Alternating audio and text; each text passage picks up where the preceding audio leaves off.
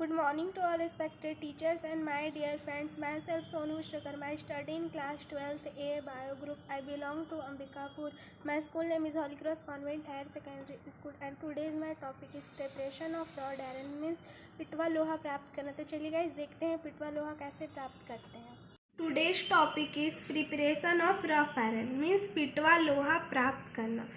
तो आइए देखते हैं पिटवा लोहा कैसे प्राप्त किया जाता है।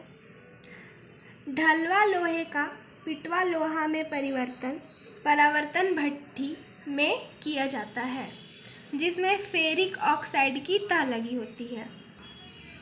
मतलब ढलवा लोहे का पिटवा लोहा में परावर्तन भट्ठी में किया जाता है जिसमें फेरिक ऑक्साइड की तह लगी होती है। ढलवा लोहे को इस भट्ठी में लेकर हवा की उपस्थिति में पिघलाते हैं, साथ साथ लंबे लोहे की छड़ भी चलाते हैं जिससे हवा का प्रभाव भी होता रहे।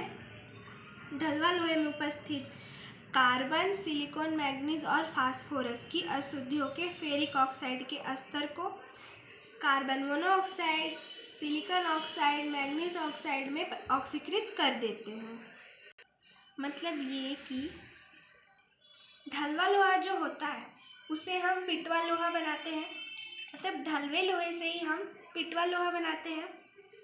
तो पिटवा लोहा बनाने के लिए परावर्तनी भट्ठी की ज़रूरत होती है। तो हमारे पास एक परावर्तनी भट्ठी है। ये परावर्तनी भट्ठी है, इसमें हम पिटवा लोहा प्राप्त करते हैं। तो हमें पिटवा लोहा बनाने के लिए परावर्तनी भट्ठी की ज़रूरत होगी। तो यही है गाइस परावर्तनी भट्ठी। तो जो पिटवा लोहा होता है उसमें कार्बन की मात्रा बहुत कम होती है। मतलब बहुत ही कम होती है कार्बन की मात्रा। मतलब 0.10 से 0.25% तक होती है। पिटवा लोहा प्राप्त करने के लिए परावर्तन भट्ठी में कार्बन की मात्रा 0.10 से 0.25% तक होती है। तो नेक्स्ट देखते हैं, यहाँ से ईंधन जलाया जाता है। ये ईंट है और यहीं पे ईंधन जलाया जाता है और यहाँ पर हम अशुद्धियाँ रखते हैं। जो ढलवा लोहे का जो मिश्रण है उसको रखते हैं। अशुद्धि युक्त जो लोहा रहता है हम उसको यहाँ पे रखते हैं और यहाँ पे ईंधन जलाया जाता है। और ईंधन कक्ष से गर्म हवा भेजते हैं, ईंधन जलाते हैं जिससे लौ बाहर जाता है। इस ईंधन कक्ष में हम हवा भेजते हैं और ये जो लौ है वो बाहर जाता है। मतलब गर्म गैस बाहर निकलती है। और यहाँ पर हम मिश्रण रखते हैं। अशुद्धि युक्त जो मिश्रण होती है उसको हम यहाँ पास रखते हैं। तो जो ये अशुद्धियाँ होती हैं, यहाँ पर जो उपस्थित अशुद्धियाँ हैं वो गैस के रूप में वो बाहर चली जाती हैं। किसके रूप में? गैस के रूप में बाहर चली जाती हैं।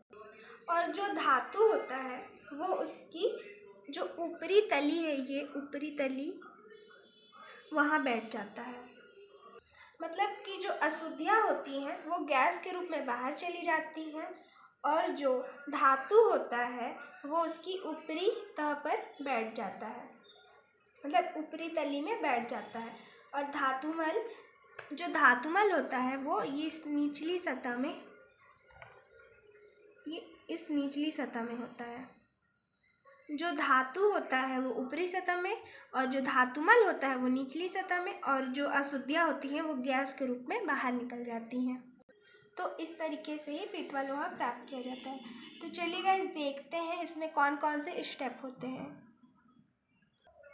तो एक बार फिर से, पिटवा लोहे में सबसे कम अशुद्धियाँ होती हैं और कार्बन की मात्रा बहुत कम होती है। मतलब 0.10 से 0.25% तक होती है।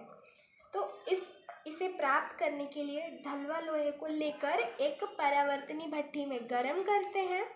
परावर्तनी भट्ठी में हम गर्म करते हैं और भट्ठी के अंदर जो अस्तर लगा हुआ है ये अस्तर है, भट्टी के अंदर जो अस्तर लगा हुआ होता है, और ये जो अस्तर है वो फेरिक ऑक्साइड का बना हुआ होता है। ढलवे लोहे में अशुद्धियाँ उपस्थित होती हैं। ढलवे लोहे में कौन कौन सी अशुद्धियाँ होती हैं वो देखते हैं। कार्बन होता है, सिलिकॉन होता है, मैग्नीज होता है, फास्फोरस होता है। तो ढलवे लोहे में ये सब अशुद्धियाँ उपस्थित होती हैं। तो ये सभी को वो ऑक्सीकृत कर देता है। तो हम फिर से एक बार देखते हैं फिटवा लोहा प्राप्त करना। ये परावर्तन भट्टी है, इसी में हम फिटवा लोहा प्राप्त करते हैं। ये जो ईंट जैसा है, यहाँ पास ईंधन जलाया जाता है, और यहाँ ये जो परत है ये अस्तर है।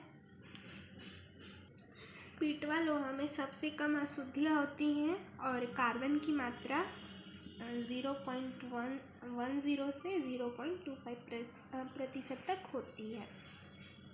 तो पीटवा लोहा प्राप्त करने के लिए ढलवा लोहे को लेकर हम एक परावर्तन में मतलब इस भट्टी में गर्म करते हैं। परावर्तनी भट्टी में हम गर्म करते हैं, और जो भट्टी के अंदर ये जो अस्तर लगा हुआ है, भट्टी के अंदर ये जो अस्तर है वो फेरिक ऑक्साइड का लगा हुआ है। जो ढलवे लोहे में उपस्थित जो अशुद्धियाँ होती हैं, कार्बन, सिलिकॉन, मैग्नीज, फास्फोरस, उसको ऑक्सीकृत कर देता है। अब नेक्स्ट देखते हैं, हम फर्स्ट स्टेप देखते हैं। हमारे पास फेरिक ऑक्साइड है और कार्बन है।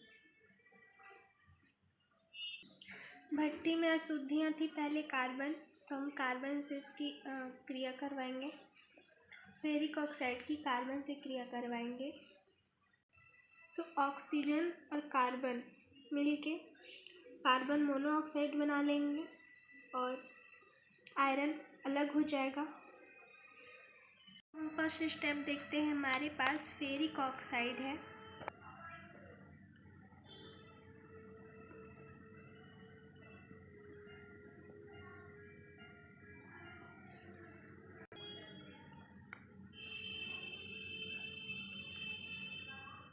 जो आपस में क्रिया करके कार्बन मोनोऑक्साइड बना लेगा, और ये जो आयरन है वो अलग हो जाएगा।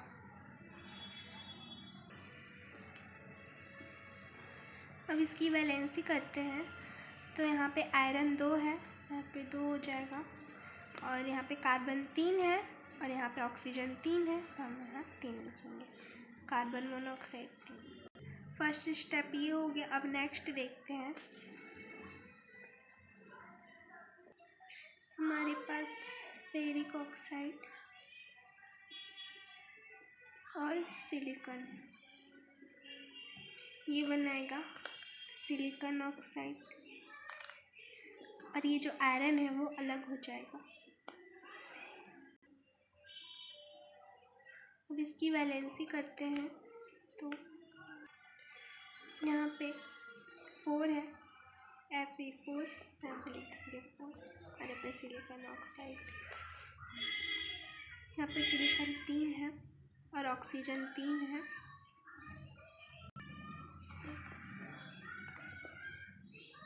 दो दूने 6। नेक्स्ट देखते हैं।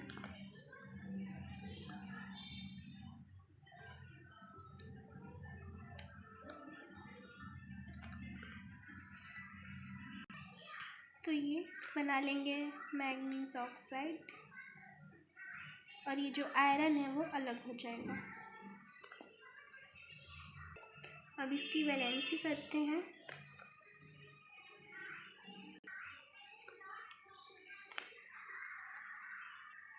यहाँ पे आयरन 2 है, तो 2 हो जाएगा। मैग्नीज 1 है और ऑक्सीजन 3 है, यहाँ पे 3 हो जाएगा। अब नेक्स्ट देखते हैं।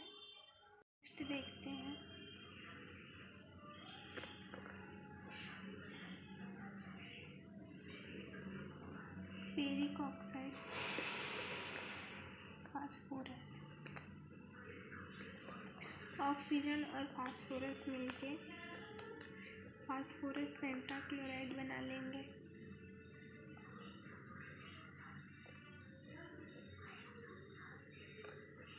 और आयरन अलग हो जाएगा। अब इसकी वैलेंसी करते हैं।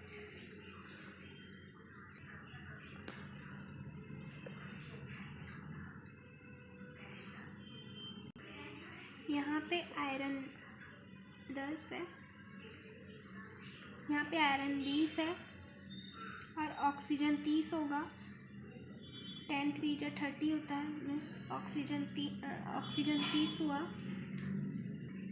और Fe20 है तो यहाँ पर 20 लिख देंगे। और ऑक्सीजन और यहाँ पे फास्फोरस 12 होगा तो यहाँ पे 6 लिखेंगे और 2 और ऑक्सीजन 5 हो जाएगा क्योंकि यहाँ पे ऑक्सीजन 30 हो रहा है और यहाँ पे भी ऑक्सीजन की 6 बचे 30 होता है। और यहाँ पे फास्फोरस 12 है तो 6 दूना 2 12 हो जाएगा। अब नेक्स्ट देखते हैं। फर्स्ट अभिक्रिया में कार्बन मोनोऑक्साइड गैस रहता है जो निकल जाता है, जो बाहर चला जाता है, कार्बन मोनोऑक्साइड। और ये सिलिकॉन डाइऑक्साइड और मैग्नीज दोनों आपस में मिलकर धातुमल बना लेते हैं।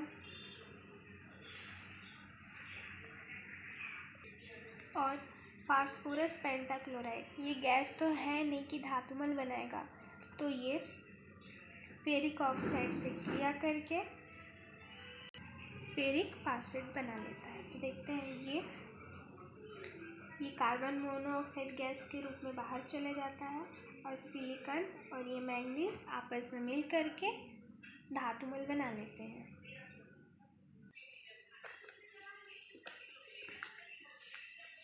मैंगनीज ऑक्साइड और सिलिकॉन डाइऑक्साइड मिल करके मैग्नेस सिलिकेट बना लेते हैं। जो धातुमल होता है, मैग्नीज ऑक्साइड और सिलिकॉन डाइऑक्साइड मिल करके मैग्नेस सिलिकेट बनाते हैं जो धातुमल होता है। नेक्स्ट बचा हमारा फास्फोरस पेंटाक्लोराइड। वो गैस तो है नहीं कि वो धातुमल बनाएगा, तो वो फेरिक ऑक्साइड के साथ मिल करके फेरिक फास्फेट बना लेता है जो धातुमल बन जाता है।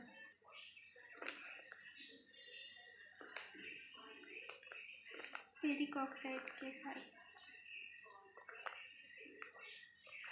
क्रिया करके फेरिक फास्फेट बनाता है।